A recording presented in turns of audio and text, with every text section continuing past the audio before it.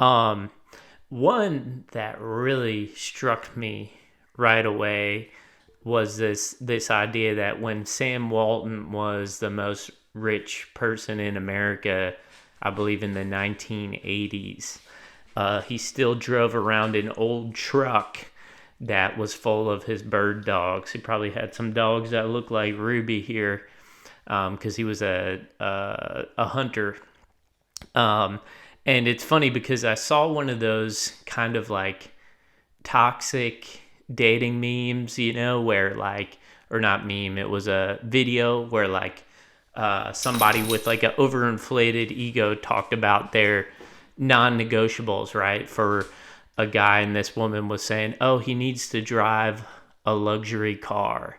And it's like, wow, would this woman who seems to care so much about status and money, like, say, would she not go on a date with Sam Walton if Sam Walton were single and, the richest man in America because he drove an old pickup truck?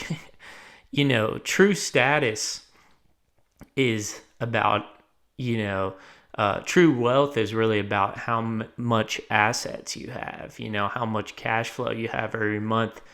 I remember when I was in Miami, living in Miami for a year during the pandemic, I was driving a 2018 Honda Civic with about 80,000 miles on it.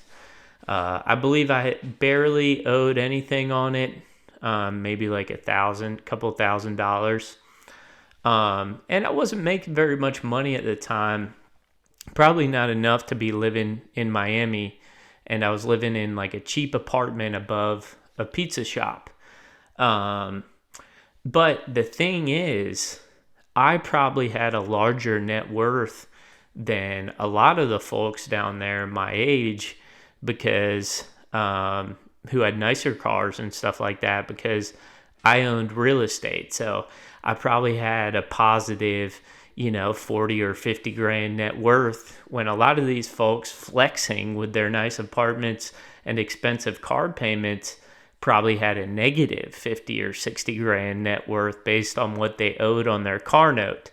So, some of these memes around somebody has to drive a luxury car or whatever, it's like, hey man, like, let's look at what actual assets a person has, what actual character, what actual attitude that they bring to their work and their hobbies in terms of intentionality.